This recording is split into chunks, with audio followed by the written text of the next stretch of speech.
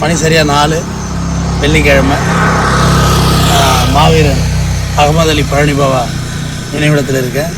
பழனி புதாயக்குடியில் ஒரு police officer போயிருக்காரு. அவர் பின்னாடி ஒரு மல்லிகைப்பூ வச்சு ஒரு பொண்ணு போகுதுன்னு அப்புறம் விசாரிச்சா ஒரு பொண்ணு சூசைட் பண்ணிருந்தான். அந்த சூப்பரண்ட் சொன்னது நம்ம சொல்லல, அவர் பேசி கூட பேரை கெடுத்துக்கிட்டாரு. சோனியா காந்திக்கு ராஜீவ் காந்திக்கு நடந்த கல்யாணத்துல விட்னஸ் போட்டிருக்காரு பழனி பாபா. அப்ப எவ்வளவு பெரிய கான்டாக்ட் இருந்திருக்கணும். பட்டாளி மக்கள் கட்சியில இன்னைக்கு ஒரு சின்னதா கூட ஒரு போட்டா இல்ல. அந்த கட்சியோட பவுண்டரே தான் சொல்லணும். அவ்வளவு டாக்டர் அடிச்சு கொண்டு வச்சு மீட்டிங்கா போட்டு அவர் சொன்னார், என்று இருந்தால் நான் படுகொலை செய்யப்படும் உறுதினார். ஒரு காஃபீர் கையால் குத்தி ரத்தம் சரிஞ்சு நான் படுகொலை செய்யப்படுவேன்னாரு. அப்ப அது எவ்வளவு பெரிய கணிப்பு. இஸ்லாமிய லீடராகவே தன்னை சொல்லிக்கல, தர்மை தமிழ் சமூகமே பாதுகாக்கப்பட்ட பெட்டகம் வரலாம். மிஸ் பண்ணிட்டாங்க அந்த பீப்புள்ஸ். யாரையுமே வச்சுக்கிறது கிடையாது.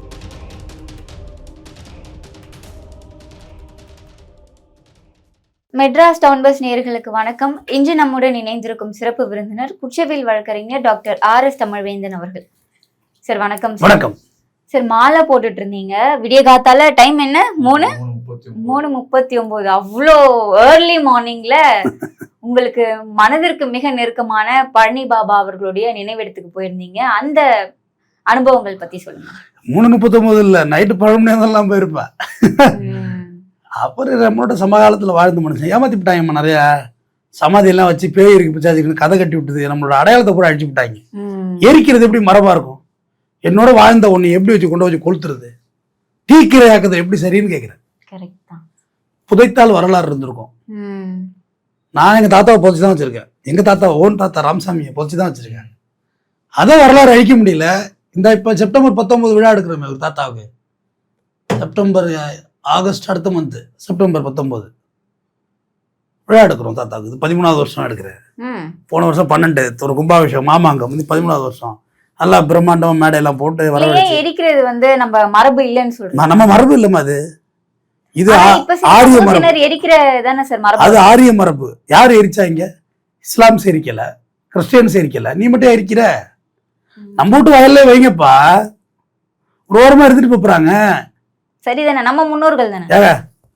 எங்க தாத்தா பேரு எனக்கு தெரியும், தாத்தாவோட அப்பா பேரு தெரியும், அவருடைய அப்பா பேரு தெரியும், அவருடைய அப்பா பேரும் தேடி எடுத்துட்டேன். அதுக்கு பிறகு எனக்கு வரலாறு தெரியல. ஒரு 6 தலைமுறைக்கு 6 முன்னோர்களுக்கு மேல வரலாறு தெரியலையே. அப்ப அது யார் அடிச்சது? இந்த வரலாறு அடிச்சது இதே சமாதி இருந்தா ஞாபகம் இருந்திருக்கும்ல. ஒருத்தவங்க வச்சிருந்திருப்போம், அடுத்த தலைமுறை அதை கும்பிட்டு இருக்கோம், அடுத்த தலைமுறை அதை கும்பிட்டு இருக்கோம், அப்படியே ஞாபகம் இருந்திருக்கும்ல. இப்ப எங்க பையன் இருக்கான், அவனுக்கு தாத்தாவுடைய அப்பா பேரு சமாதியில் இருக்காருல்ல. அப்ப நம்ம வரலாறு எல்லாம் நம்மளால அழிக்கப்பட்டது. போகின்னு சொல்லி புற ஓலைச்சோடி அள்ளி போட்டு கொளுத்தி நம்மள்ட்ட எல்லா மருந்துக்கும் வியாதிக்கும் மருந்து இருந்திருக்கு, எல்லாத்தையும் அழிச்சிட்டாங்க. பழனிபாபா வந்து இது அவருக்கு எனக்கு நினைவு தெரிஞ்சு 40, 30, 25 மோர் தென் ஒரு 15 வருஷமா போறேன்னு வச்சுங்களேன். என்னோட 25 வயசுலேருந்து வச்சுக்கலாமா, கரெக்டாக இருக்கும். லாஸ்ட் 9 வருஷமா பயங்கரமா தீவிரமா பறி கொண்டு போறேன். ஆக்சுவலா இப்ப இன்ஸ்டாகிராம் ஃபேஸ்புக் வந்த பிறகுதான் பயங்கர கூட்டம் அதிகரிச்சுட்டு அவரை பத்தி நிறைய விஷயங்கள் போய் சேர ஆரம்பிச்சிட்டு.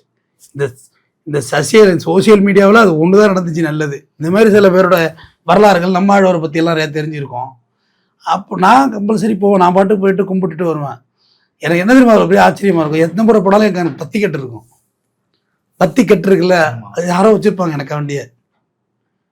சார், பழனி பாபா அவர்கள் மேல நீங்க இவ்வளவு தீவிரமா இருக்கிறதுக்கான காரணம் என்ன? அவருடைய சித்தாந்தங்களா? சித்தாந்தம் தான். வேற யார நீ லீடரா எடுத்துக்கிறது? வேற யார லீடரா? சினிமா நடிக்கிறியா? வேற யார லீடரா எடுத்துக்கிறது?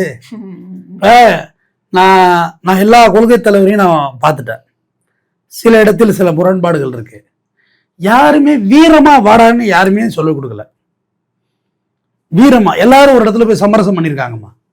ஆனா சமரசமே பண்ணிக்கல இவரு. ஜெயலலிதா எம்ஜிஆரோட சமரசமாக போயிருந்தால் இவர் தான் கவர்னராக இருந்திருப்பாரு. ராஜீவ்காந்தியோட சமரசமாக போய் ராஜீவ்காந்திக்கு கல்யாணம் கையெழுத்து போட்டது இவருமா? சோனியா காந்திக்கு ராஜீவ்காந்திக்கு நடந்த கல்யாணத்துல விட்னஸ் போட்டிருக்காரு பழனி பாபா. அப்ப எவ்வளவு பெரிய கான்டாக்ட் இருந்திருக்கணும். சஞ்சய் காந்தியோட நெருக்கமா இருந்திருக்காரு. உலகம் சுற்று வாலிபன் படத்தை அவர் தான் கழுவி கொடுத்தது. குஜராத்ல கொண்டு ஒரு லேப்ல வச்சு கழுவி இருக்காங்க. அப்ப இந்த நெருக்கத்தையெல்லாம் பாருங்க. அதுக்கடுத்து கலைஞரோட நெருக்கமா இருந்திருக்கிறாரு. பட்டாளி மக்கள் கட்சியில இன்னைக்கு ஒரு சின்னதா கூட ஒரு போட்டா இல்ல. அந்த கட்சியோட பவுண்டரே தான் சொல்லணும். அவ்வளவு டாக்டர் அடிச்சு கொண்டு வச்சு மீட்டிங்கா போட்டு அப்ப யாரோடையும் சமரசமா இல்லையே. ஜெயலலிதாவெல்லாம் இவர் மேலாம் பேசுறதுக்கு ஆளே இருக்க முடியாது. அவ்வளவு மோசமாலாம் பேசியிருக்காருமா. அப்ப இன்னைக்கு பேசிடலாமா? இன்னைக்கு வந்து என்ன அரெஸ்ட் பண்ணா உடனே தெரியும், உன்னை அரெஸ்ட் பண்ணா தெரியும். அன்றைய காலகட்டம் அப்படி 126 முறை ஜெயிலு. தடா சட்டம் போட்டு கைது பண்ணாதது பழனிபாவை தான். தடா சட்டம் போட்டு அவனை கைது பண்ணிருக்கணும்ல, ஆனா பழனிபாவை கைது பண்ணல. எந்த அளவுக்கு இன்ஃப்ளூயன்ஸ் இருந்திருக்கணும் அப்படின்னா? சட்ட அறிவு. தடாவில் ஒருத்தன் கன்ஃபெஷன் கொடுக்குறாங்கன்னா அவங்க பேரையும் நீ சேர்த்தாகணும். நான் ஜெயலலிதா தான் வெடிகுண்டு வைக்க சொன்னான்னு சொல்லுவேன் அப்படின்னு மேடமேடையா பேசி வச்சுட்டாரு. கன்ஃபெஷனால ஜெயலலிதா அக்யூஸ் ஆக முடியுமா? முடியாது. அவ்வளோ டெக்னிக். இந்திரா காந்தியை சரியாகத்தான் சுட்டான்னு பேசிட்டாரு புதுக்கோட்டையில. மேஷட்டு கோமை பழனிபாவா, அவர் பேரே பழனிபாவோட, அகமது அலிமா அவர் பேரு, கோடீஸ்வரன் தனவந்தர் புள்ள பழனிபாவா, நீங்க இந்திரா காந்தியை சரியாதான் சுட்டாங்கன்னு சொல்லி, ஐயா இப்ப கூட சொல்றான் சரியாதான் சுட்டாங்க, கோன்லா சுட்டுருந்தா அந்த அம்மா பொழைச்சிருக்கும்ல, சரியா சுட்டாங்க, செத்து போயிட்டு கேஸ் அக்யூட் விடுதலை ஆயிட்டு. அது மாதிரி பழனிபாவுக்கு வந்து அமானுஷ்யம் நிறைய, அந்த அனுமானங்கள், அது எனக்கு கூட அந்த இது அசரின்னு சொல்லுவாங்க, அசரீரின்னு சொல்லுவாங்க. அந்த இது உங்ககிட்ட பழனிபாவா அதை நிறைய சொல்லியிருக்காரு. அவர் கூட ஒரு போலீஸ் ஆஃபீஸர், ரிட்டையர்ட் போலீஸர், அவன் பேசிட்டு மாட்டிட்டாரு. ஆனா பழனிபாவா எல்லாரையும் அவன் கதைச்சாரு. அது சில அனுமானங்கள் இருக்கும். அந்த அசரீரி எனக்கு அது எனக்கு இருக்குது. நான் ரொம்ப ஆழமா நம்புவேன் அந்த நம்பிக்கை. இன்னைக்கு தப்பு ஏதோ நடக்க போகுது அப்படின்னு நினைச்ச நீதான் அவன் கை போச்சு. எல்லார்ட்டையும் கூப்பிட்டு பேசுறேன் நான் இன்னைக்கு போன்ல, இதுக்கு அடிக்கிறேன். ஆனா மழை தூர்ந்துச்சு, இது நிறுத்திட்டு போன் எடுக்கிறதுல எல்லாம் முடிஞ்சு போச்சு. இதே ஒரு 2 நிமிஷம் நிப்பாட்டிட்டு போன் எடுத்திருந்தா என்டையர் சுச்சுவேஷனும் மாறி இருக்கும். இது சரி மழை தூருது போயிட்டு பேசுவோம்னப்ப விபத்தாகுது, கையை இழந்து விட்டது. அப்ப அசரி நான் யாருக்கு பேசுறேன்? எங்க வீட்டுக்கு பேசுறேன். முதல்ல 3:30 மணிக்கு போய் ஸ்கூல் பிள்ளைங்களை கூட்டு வா, அவனை தனியா வர வேண்டாம், ஓரமா வச்சு அழைச்சிட்டு வா. மழை தூரு, ஈரமா இருந்தது ரோடு, கடைக்கண்ணிக்கு போய் நிக்காதீங்க, மீட்டர் பாக்ஸ்ல எதுவும் கரண்ட் கம்பி, வீட்டுக்கு போகும் முதல்லாம் லிப்ட்ல ஏறாதீங்க, படிக்கட்டுல அழைச்சிட்டு போ, நான் பேசிக்கிறேன்னு சொல்லிட்டு நான் ஒரு 4 மணி போல வீட்டுக்கு போயிட்டு 4:30 நாங்க வந்து மாதம்பட்டி ரங்கராஜ் மேட்டர் தீவிரமா பேசிட்டு இருக்கோம். கனிமொழியும் பேசிட்டு இருக்கோம். கோயம்புத்தூர்ல இருந்து ஒரு லேடிஸ் வந்து அது ஏதோ புட்டி கடை வைக்கிறாள், அது என்னது தெரியல. ஆமா, எங்க வீடியோ போட்டு என்னையும் கனிமொழி போட்டு கைத்தட்டி எல்லாம் ரொம்ப ஒரு மாதிரி ஆரவாரமா பண்ணியிருந்தது.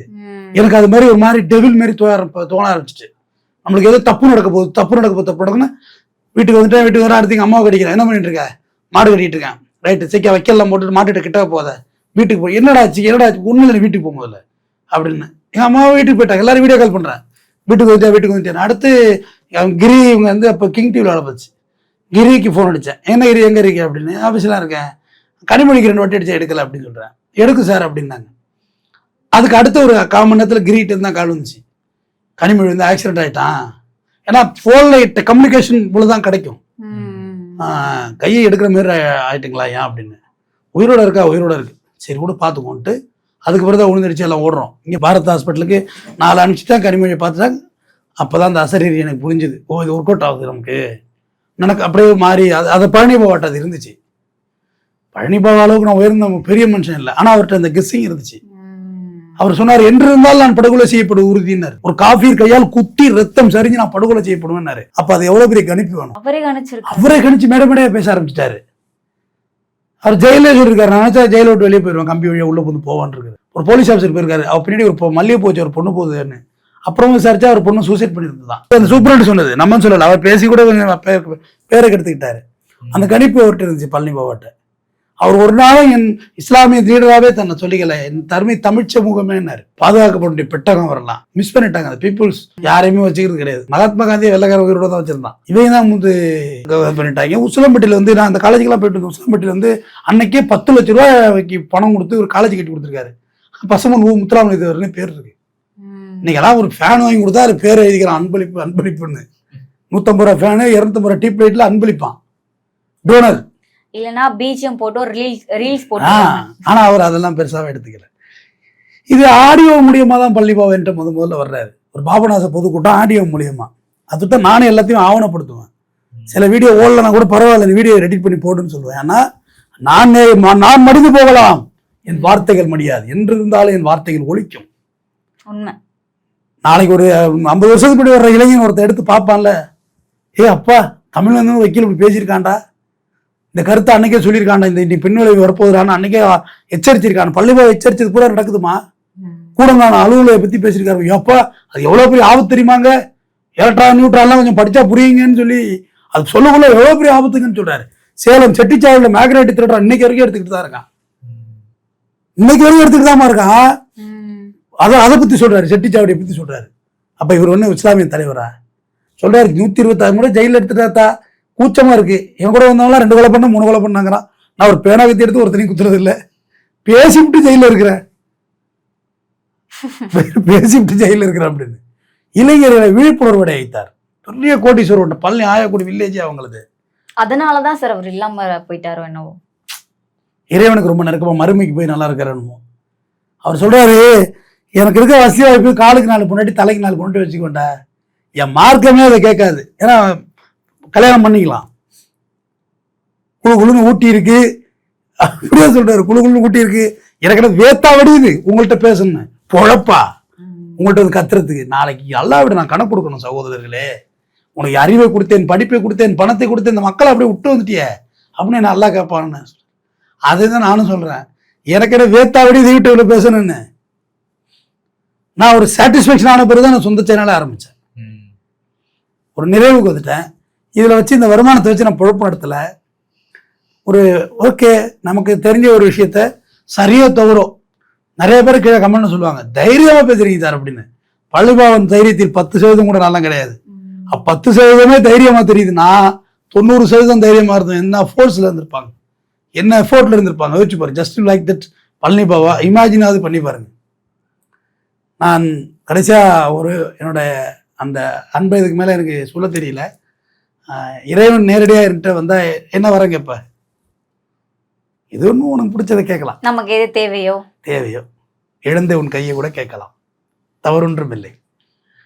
இல்லை நெடிய ஆயில் கூட கேட்கலாம். ஆனால் இறைவன் நேரிடம் என்னிடம் வந்து உனக்கு என்ன வேண்டும் என்றால் என் உயிரை எடுத்துக்கொள், பழனிபாபா உயிரோடு கொடுத்து விடு. என் உயிரை எடுத்து எங்க தாத்தாலாம் எங்க வீட்டுல சேர்த்திருக்காரு, எங்க பெரியமா சேர்த்திருக்கு, ஏகப்பட்ட பேர். நான் கூட சாவதான் போறேன், என் பிள்ளைங்க எல்லாம் சாவதான் போகுது, எல்லாரும் உலகத்துல சாவதான் போறோம். எங்க அப்பா அம்மா எது இங்க இருக்க போகுது, எல்லாம் அழிய போகுது, நானும் அழியதான் போறேன். பழனிபாபா மட்டும் உயிரோடு கொடுத்துரு, எனக்கு வேற எதுவுமே வேண்டாம். அப்படி அவங்கவுங்க அப்படி இருந்துக்கிட்டோம். 10 செகண்ட் அந்த ஆளை பார்த்துட்டு கட்டி பிடிச்சி ஒரு முத்தம் கொடுத்துட்டு விடைபெறுகிறேன்னு நான் விடைபெறணும். அந்த உயிரையும் நான் தான் கொடுத்தேன் என்றால் ஏற்றுக்கொள்ள மாட்டார் அவர். இந்த சகோதரன் இளைய ஒரு வாழ வேண்டிய புள்ள உயிரை கொடுத்துட்டு நம்ம வாழணுமான்னு ஏற்றுக்க மாட்டாப்புல. அவர்கிட்ட சொல்லிடாது, ஏன்னா அவருக்கு நான் கடவுளா தெரிஞ்சிருவேன். அப்புறம் அவருக்கு நான் கடவுளா தெரிஞ்சிருவேன், சொல்லிடாது அவர்கிட்ட. ஆனா நான் 10 செகண்ட் எங்க ஓரம்னு பார்த்துட்டு அவர் கர்ஜிக்கிற அந்த குரலை கேட்டுட்டு நான் இறந்து போக தயாராக இருக்கிறேன். இறைவா வரம் ஒன்று கேட்கிறேன். நன்றி. நன்றி நன்றி சார். வணக்கம். அவங்க வழக்கறிஞர் தமிழ்வேந்தன். மணி சரியா 4 வெள்ளிக்கிழமை மாவீரன் அகமது அலி பழனிபாபா நினைவிடத்தில் இருக்கேன், பழனி புதாயக்குடியில். சொல்லும்போதே முடியெல்லாம் செலுத்து போச்சு. இது நான் எத்தனாவது முறை வருகிறேன் என்று தெரியவில்லை. அகமது அலி பழனிபாபா முழு பேர் அகமது அலி பழனிபாபா. பழனிபாபா சொன்ன பேர். பழனிபாபா ஒரு தீர்க்கதரிசி. அவர் சொன்னார், என்றிருந்தால் நான் படுகொலை செய்யப்படுவது உறுதி, ஒரு காஃபிர் கையால் நான் படுகொலை செய்யப்படுவேன். ஆனால் இளைஞர்கள் எண்ணி எண்ணி தேடி என் எலும்புகளை எடுப்பார்கள், யார் இந்த பழனிபாபா என்று. அந்த தேடி எலும்புகளை எடுத்த இளைஞரில் நானும் ஒருவன், நீங்களும் ஒருவன். என்றிருந்தாலும் பழனிபாபா மண்ணை விட்டு மறுமையில் வாழ்ந்தாலும் இந்த மண்ணுகளுக்கு அவர் ஆற்றிய தொண்டு ஏராளம். இப்படி ஒரு மாவீரனை இந்த பூலோகம் கண்டிப்பாக பார்த்திருக்காரு.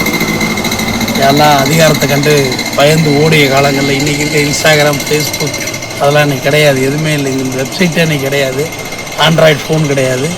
அன்றைய காலகட்டங்களிலே அரசியல் பேசியவர் பழனிபாபா சொல்லியிருக்கிறார், நான் என் இளமையை உங்களுக்காக கொடுத்து விட்டேன் அப்படி என்று இருக்கு. இந்த பழனி ஆயக்குடி வில்லேஜோட ஜமீன்தாருடைய பேரன் அவர் நினைத்திருந்தால் எவ்வளவு சொகுசான வாழ்க்கைகளை வாழ்ந்திருக்க முடியும்.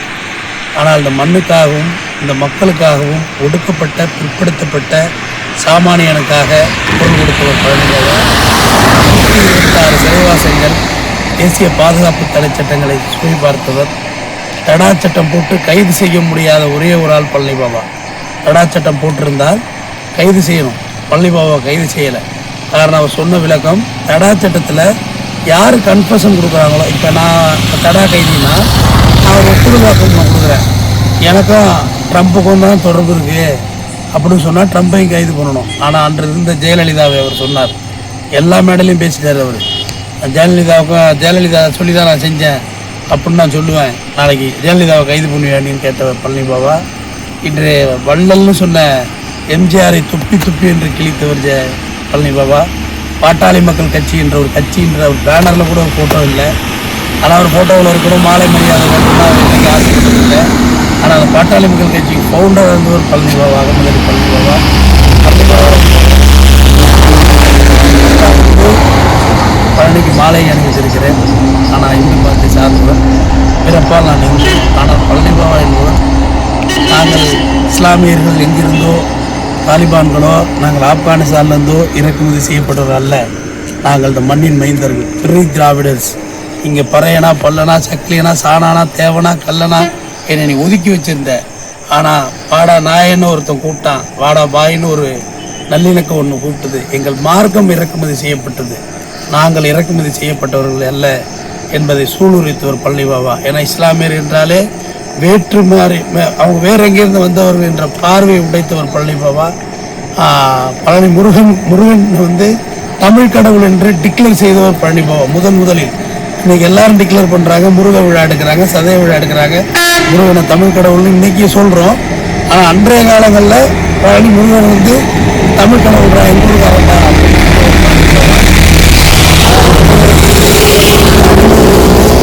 9 ஆண்டு காலம் அவருடைய நினைவிடத்தில் வந்திருக்கேன். இது இந்த வாட்டி வந்தப்போ தான் எனக்கு பழனி பாபாவுடைய அந்த மறுமையிலிருந்து என்னை அவருடைய இந்த இடத்தில் என்னை கொண்டு வந்திருக்கு. இந்த இடத்துல வந்து என்னை பேசும் வாய்ப்பை பழனி பாபாவும் கடாரகி பேசினோம். இளைஞர்களே, அவர் மார்க்கத்தை சார்ந்தவர் என்பதால் அவர்களை இளமை காலம் முழுவதுமாக ஒடுக்கப்பட்ட மக்களுக்காகவே கொண்டு கொடுத்தவர். வீர வணக்கம் பழனி பாபா. நன்றி.